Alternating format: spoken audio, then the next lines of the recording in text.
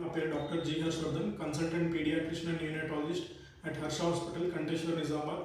ఈరోజు మనం మాట్లాడుకునే టాపిక్ వచ్చేసి ఇన్ఫెంటైల్ కోలిక్ గురించి. సో దీని డెఫినేషన్ ఏంటి, కాజెస్ ఏంటి, సిమ్టమ్స్ అండ్ అలాగే ట్రీట్మెంట్ గురించి తెలుసుకుందాం ఈ వీడియోలో. ఫస్ట్ ఇన్ఫెంటైల్ కోలిక్ అంటే ఇది యూజువల్గా బేబీస్లో ఉంటుంది. So 1 to 6 months age group పిల్లల్లో ఇది మనం కామన్గా చూస్తాము. సో ఇక్కడ ఏంటంటే ఇంటెన్స్ క్రయింగ్ ఉంటుంది, ఎక్సెసివ్ డ్యూరేషన్కి క్రయింగ్ అనేది ఉంటుంది. అండ్ ఇది అదర్వైజ్ హెల్తీ న్యూ బార్న్ ఉంటారు ఇక్కడ ఈ కండిషన్లో. సో ఇది ఏంటంటే యూజువల్గా సెకండ్ మంత్ ఆఫ్ లైఫ్లో యూజువల్గా స్టార్ట్ అవుతుంది అండ్ స్లోగా 4 to 6 months ఏజ్ గ్రూప్లో స్లోగా తగ్గుతుంది. అండ్ మినిమల్గా 1 to 2 years ఏజ్ గ్రూప్ పిల్లల్లో కూడా చూస్తాము. సో ఈ కండిషన్ ఏంటంటే గ్యాస్ట్రిక్ సిస్టమ్ అడ్జస్ట్మెంట్ అవుతుంది.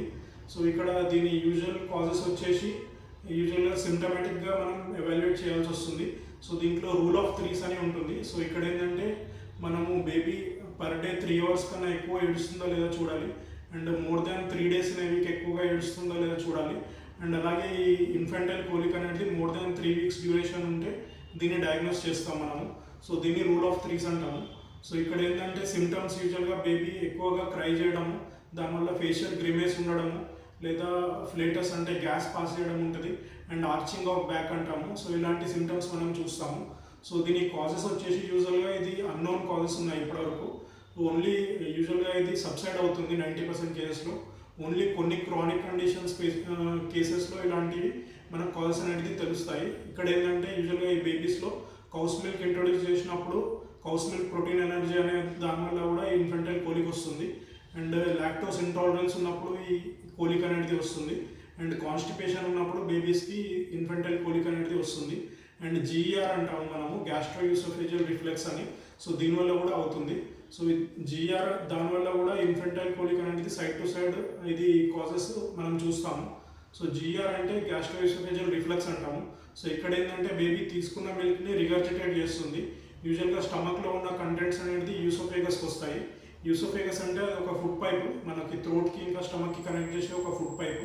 సో ఇక్కడ ఏంటంటే అది లోవర్ యూసోఫేజియల్ స్పింటర్ అంటాము, ఒక రబ్బర్ బ్యాండ్ లాగా ఉంటుంది. సో అది ఎప్పుడైతే టైట్ అవుతూ రిలాక్స్ అవుతుందో సో ఈ కంటెంట్స్ అనేది మీదికి వస్తాయి. సో దానివల్ల జీఆర్ అని అంటాము. సో ఇది ఫిజియోలాజికల్ రిఫ్లెక్స్. సో ఇది ఏజ్ వైజ్ స్లోగా తగ్గుతుంది. సో 55% ఇన్ఫెంట్స్లో ఇది 1 to 6 monthsలో చూస్తాం మనము. సో దేనిపై తర్వాత నెక్స్ట్ 6 monthsలో ఇది స్లోగా తగ్గుతుంది. మళ్ళీ అడాలసెన్స్లో ఈ ప్రాబ్లం అనేది వస్తుంది. సో నెక్స్ట్ కమింగ్ ఇది ఇన్ఫెంటైల్ కోలిక్ వచ్చేసి ఇది యూజువల్గా స్లోగా సబ్సైడ్ అయ్యే ప్రాబ్లము. సో దీనికి మనము యూజువల్గా ట్రీట్మెంట్ ఏం చెప్తామంటే పేరెంట్స్కి ఇది రియాష్యూరెన్స్ ఇస్తాము, ఈ కండిషన్ స్లోగా తగ్గుతుందని. అండ్ ఎప్పుడైనా సరే ఒక బేబీ ఏడుస్తుందంటే క్రై అనేది ఒక way of communication. So baby కంఫర్టబుల్గా లేదు, ఏదో ప్రాబ్లం ఉందని తెలుసుకోవాలి మనము. సో ఎప్పుడైనా సరే బ్రెస్ట్ ఫీడింగ్ మదర్స్కి ఈ డైట్ చేంజెస్ అనేది అవసరం పడదు. మోస్ట్లీ బేబీకి ఈ బ్రెస్ట్ ఫీడింగ్ అనేది మనం 1 to 6 months అడ్వైస్ చేస్తాము. డైలీ అట్లీస్ట్ ఒక 10 to 12 feeds అనేది కంపల్సరీ తీసుకోవాలి బేబీ. అండ్ మదర్ డైట్కి వచ్చేసి బ్రెస్ట్ ఫీడింగ్ న్యూట్రిషన్ అనేది ఫాలో అవ్వాలి కంపల్సరీగా.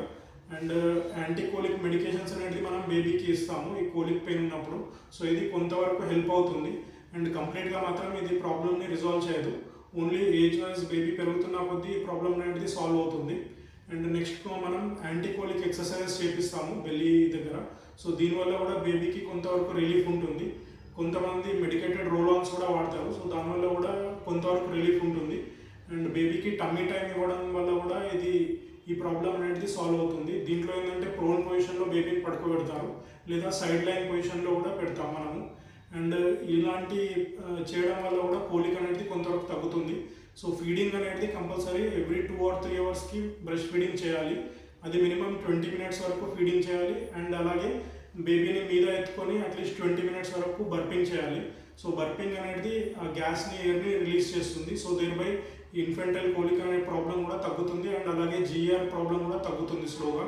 సో ఇవన్నీ ప్రాపర్గా కండిషన్స్ని మనం ఫాలో అవుతూ అలాగే అప్రైట్ పొజిషన్లో పండబెట్టుకోవడం కూడా బేబీని హెల్ప్ అవుతుంది. సో స్ట్రైట్గా కాకుండా కొంతవరకు హెడ్, షోల్డర్ ఇంకా నెక్ అనేది కొంచెం ఎలివేషన్లో ఉండాలి స్లీపింగ్ పొజిషన్లో. సో అది కూడా హెల్ప్ అవుతుంది. సో నెక్స్ట్ వీడియోలో మనం ఈ ఇన్ఫెంటైల్ కోలిక్కి బేబీ ఇన్ఫెంటైల్ యాంటీకోలిక్ ఎక్సర్సైజ్ ఎలా చేస్తామో కూడా బర్పింగ్ స్వాడ్లింగ్ వీడియోతో చూద్దాం మనం. థ్యాంక్ యూ అండి.